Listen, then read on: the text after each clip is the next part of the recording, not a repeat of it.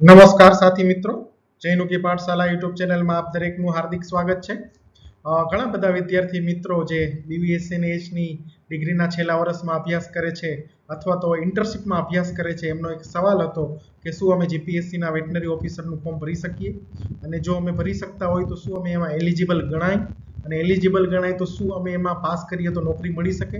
તો આ દરેક સવાલનો જવાબ તમારી વચ્ચે હું લાવી રહ્યો છું, જેથી કરીને કોઈ પણ પ્રકારનું કન્ફ્યુઝન હોય તો વિદ્યાર્થી મિત્રોને કન્ફ્યુઝન દૂર થઈ જાય.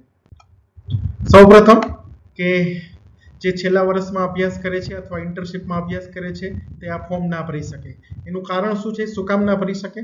એનું કારણ એ છે કે જે એમાં જોગવાઈ છે, જે શૈક્ષણિક લાયકાતની જે એડવર્ટાઇઝ પ્રમાણે જોગવાઈ છે, એમાં બીવીએસ ઇન એચ એટલે કે bachelor of veterinary science and animal હસબન્ડરીની ડિગ્રી તમારી પાસે રિકોગ્નાઇઝ યુનિવર્સિટીમાંથી હોવી જોઈએ. આ ઉપરાંત બીજો એ મહત્વનો પોઈન્ટ છે કે જેની પાસે ડિગ્રી છે એ પોતે અગર જીવીસી અથવા વીસીઆઈમાં રજીસ્ટર ના હોય તો પણ એ ફોર્મ ભરી શકતો નથી. એટલે કે જેની પાસે બીવીએસસી ને એચની ડિગ્રી નથી એ પોતે ક્યારે પણ જીવીસી અથવા વીસીઆઈમાં રજીસ્ટ્રેશન કરાવી શકતો નથી. એટલે કે ઇન્ટર્નશિપમાં અભ્યાસ કરતો હોય, એની પાસે બીવીએસસી અને એચની ડિગ્રી નથી, એટલે કે એ પોતે જીવીસી કે વીસીઆઈમાં રજીસ્ટ્રેશન પણ કરાવી શકતો નથી.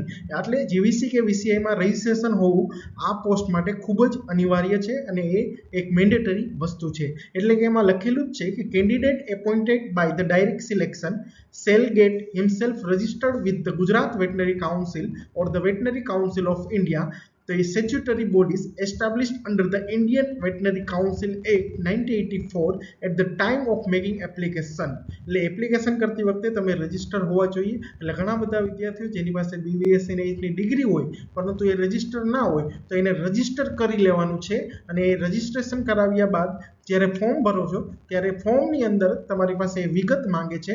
એમાં વિગતમાં એવું માંગે છે કે તમે ઇન્ટર્નશિપ કમ્પ્લીટ કરેલી છે. જો તમે યસ કરશો એટલે ઇન્ટર્નશિપ કમ્પ્લીશન ડેટ ત્યાં નાખવાની છે. જો તમે નો કરશો તો ઇન્ટર્નશિપ કરેલ નથી તો આપોઆપ તમારું ફોર્મ અહીંયા રદ થઈ જશે. ત્યારબાદ એમાં બીજું એ ઓનલાઈન ફોર્મમાં જોગવાઈ છે કે do you possess the council registration, તો એમાં યસ કરવાનું છે. તમારી પાસે જીવીસી કે વીસીઆઈ હોય એની વિગત નાખવાની છે, ત્યારબાદ રજિસ્ટ્રેશન ડેટ નાખવાની છે અને રજિસ્ટ્રેશન નંબર નાખવાનો છે. ત્યારબાદ જ તમારું ફોર્મ એક ફિલઅપ થશે. એટલે કે જે છેલ્લા વર્ષનો કે ઇન્ટર્નશિપમાં અભ્યાસ કરતો વિદ્યાર્થી પાસે આ એક પણ વિગત, ઇન્ટર્નશિપ કમ્પ્લીશન ડેટની વિગત પણ નથી હોતી અને જીવીસી કે વીસીઆઈમાં રજિસ્ટ્રેશનની વિગત પણ નથી હોતી.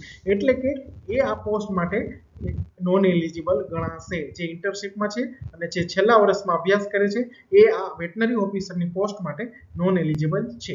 Thank you very much.